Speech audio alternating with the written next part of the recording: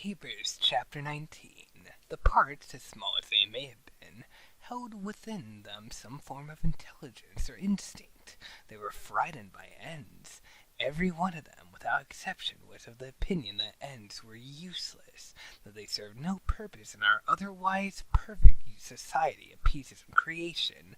We could just as easily go on forever if that's what we wanted, but that choice wasn't given. We were instead presented with an end. It's unfortunate and upsetting, life would say, standing before you. I understand all of that, but this is how things have always been. You're done here. This is where it ends. Beginnings were different. They were treasured. It's quite possible that beginning could not exist without an ending.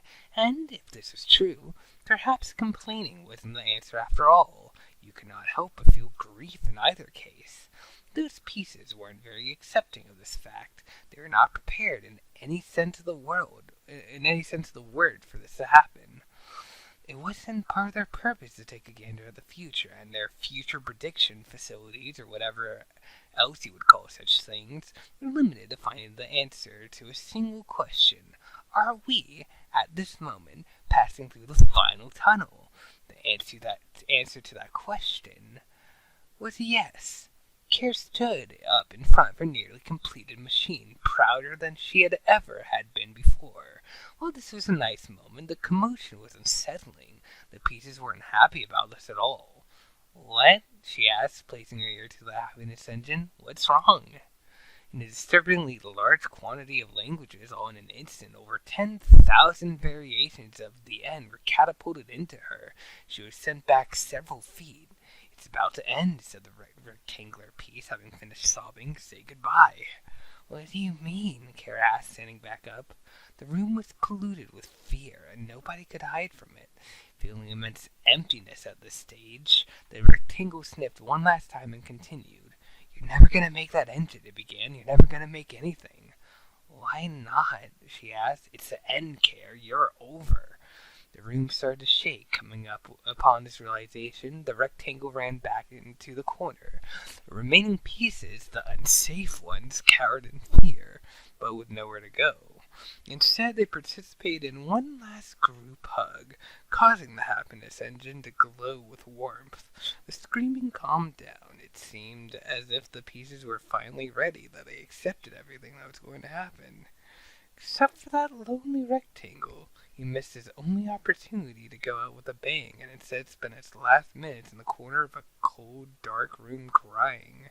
The entire happiness engine and all the love it contained burst into flames before finally exploding right there in front of Care's eyes.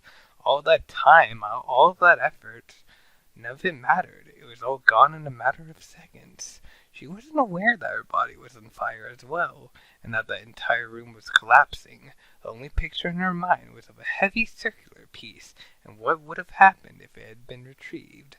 Nothing else was of interest. It was all gone. Before she could even notice, the tunnel had vanished. Marvin didn't see himself as the kind of man who would, without hesitation, plunge forward at a small child with an axe planted firmly in his hands. He always viewed himself instead as a victim of such an act. It was a pleasant feeling to have turned his fate around in such a way.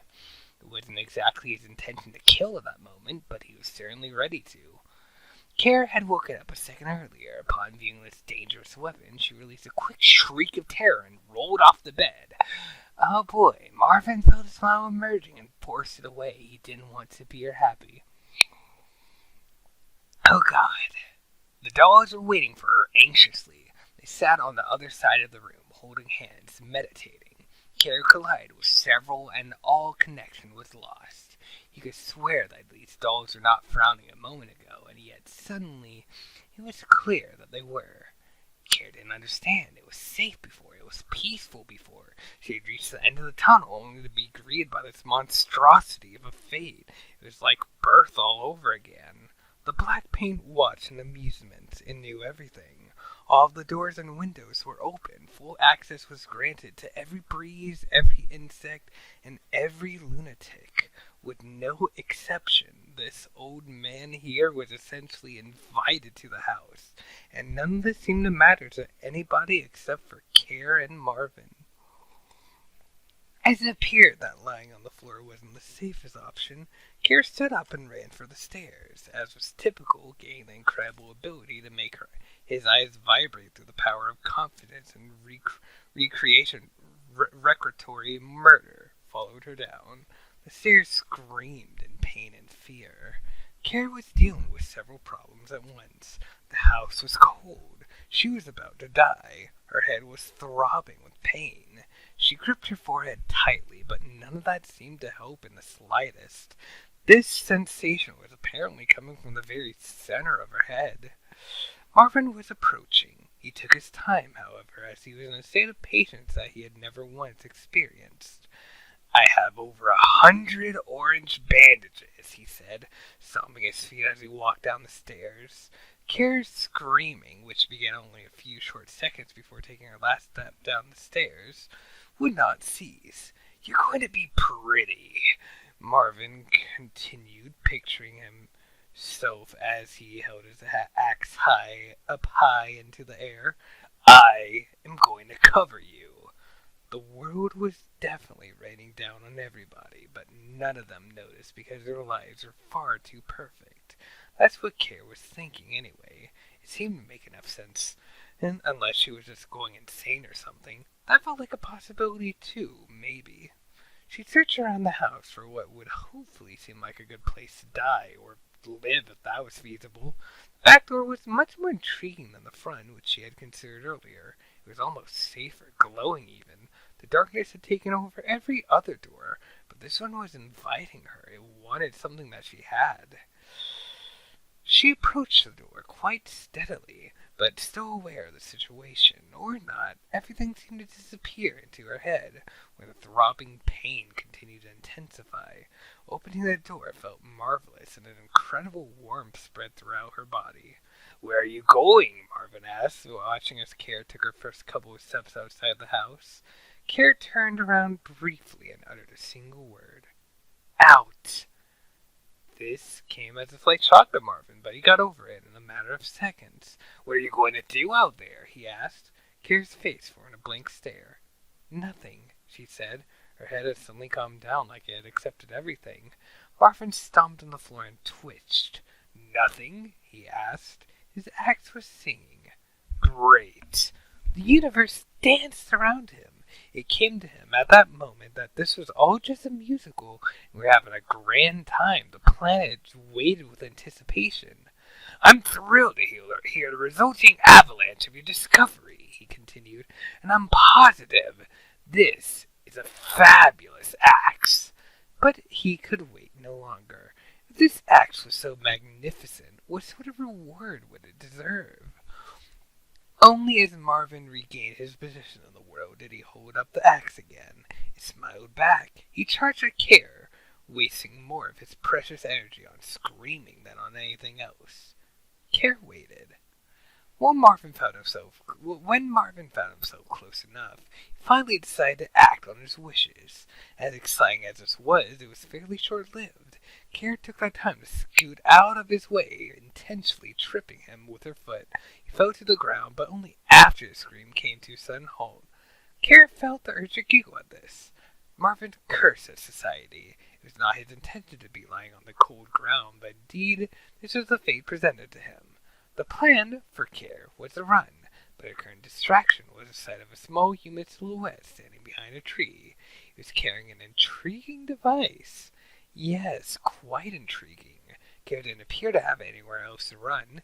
It would have been a smart move to find help, but up until that moment the world felt emptier than ever before. The good news caught up to her, ending her temporary delirium. This was a lucky situation.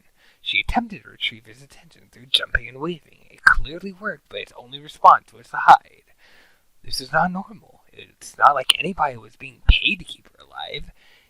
No, this was normal. It was not like anyone was paid to keep her alive. Care accepted it, but only for a fraction of a second. This happened to be just enough time for her to notice Marvin once again sitting on his two angry legs. His forehead was pumping with glorious juices, the kind you would normally only experience a moment before your equally glorious demise. Care's goal was a glorious demise, but this wasn't it. "I hate you," said Marvin, shaking endlessly, eyes bulging from his head. His feet were glued to the ground. I want to take you. I want to take everything away from you. I want to do this, girl. I want you to die, girl. The pain came rushing back. It wasn't playing around. This time there were serious problems. The pain... Oh, yeah. She grabbed hold of her head and shook it violently. Nothing would work. The world was inside of her that day, eating its way out. This wasn't planned. Nobody saw it coming, but you can bet that in the corner of their minds, the opportunity was given consideration. The opportunity to take a poor little human and put her in a situation that her head could not withstand. Yes, she had it all figured out.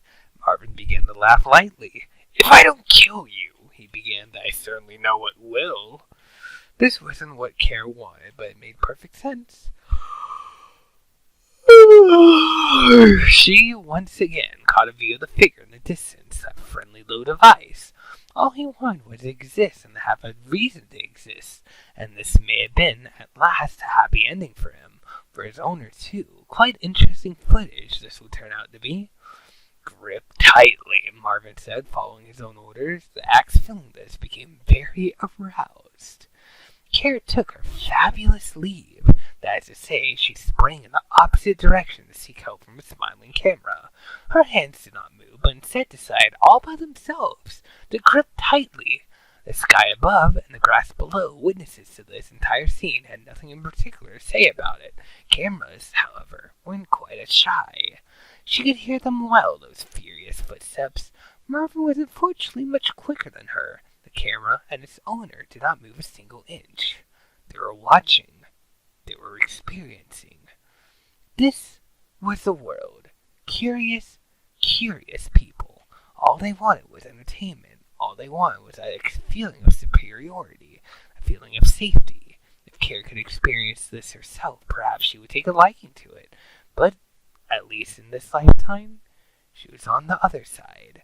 And this head of hers, as disruptive as it was, she appreciated it. No pain in the world was worse than this, but that wasn't a matter of concern. The matter of concern, or rather the only truly good news in the last week, was that in the next minute her dream was about to come true. And it was all on tape. She tripped, falling a mere 2 feet away from me. The degree of her suffering was quite clear from her expression. Marvin continued to follow. In the center of Care's head, I can only assume was some sort of chemical substance. In the center of my head, I can only assume was some sort of intense satisfaction. If one were asked for no apparent reason to compare the size of her head at one moment to the size of it at the next moment, it would be quite natural for him to experience some amount of confusion.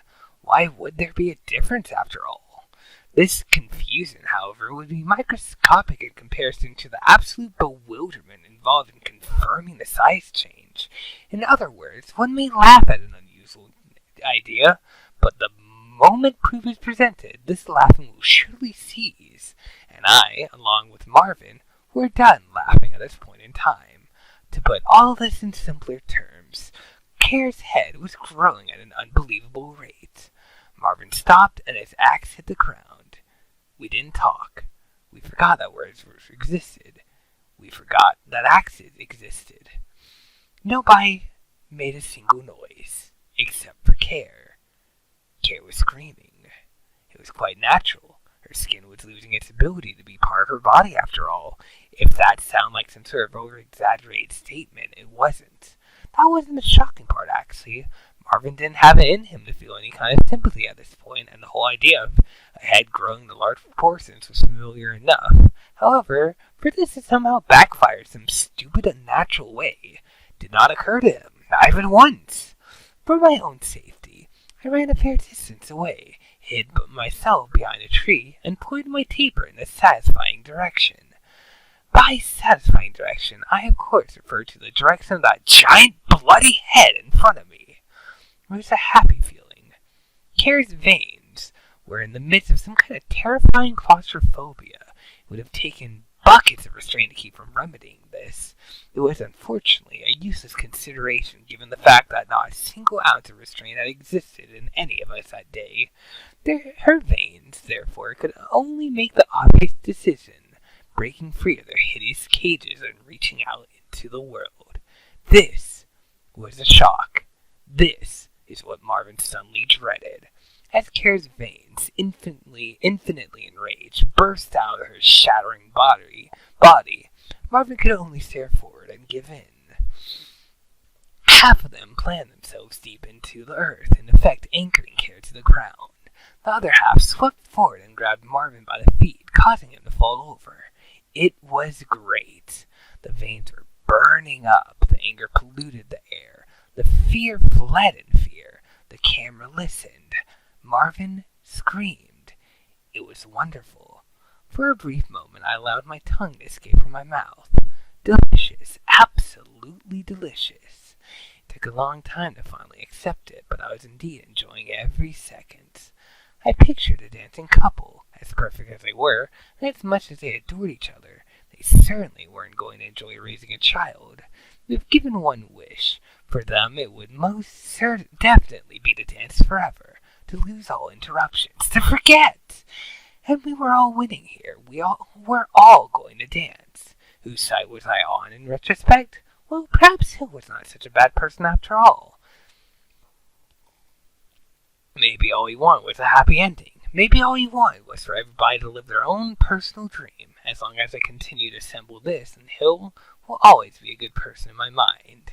And for this reason, I make one last assumption, that Kara's fate, as horrible as it was, had special meaning to her, that it was all part of her dream. This, my friends, is what keeps me from falling apart every remaining day of my life. Before Marvin had a chance to scream again, everything around him simultaneously caught fire. The veins and all of their rage created just enough heat for this to happen. Upon realizing this, I ran even further away. Kara was still screaming in pain. The skin on her face had removed itself and her blood had begun to escape. Her head was still growing. The idea suddenly caught up to me that Marvin, consumed with fire, was most likely dead at this stage. An unfortunate side effect, but from my knowledge she had no dream to speak of. It saddened me. This was, however, a happy ending, for the size of Kara's head had finally reached its peak. There was a long moment of suspense in which I wondered to myself whether or not this would end the way I imagined it, and if perhaps everything would be ruined. The idea filled me with fear, but it was a silly fear, and nothing bad was actually going to happen. Kara screamed one last time, taking a deep breath afterwards. After one more dreadful silence, I experienced for the first time the wonderful taste of resolution. Kara exploded in the most literal way possible into hundreds of bloody pieces. That would have been an amazing end to the story, but there's one more chapter. Looks like it's a little shorter, but oh boy, here we go.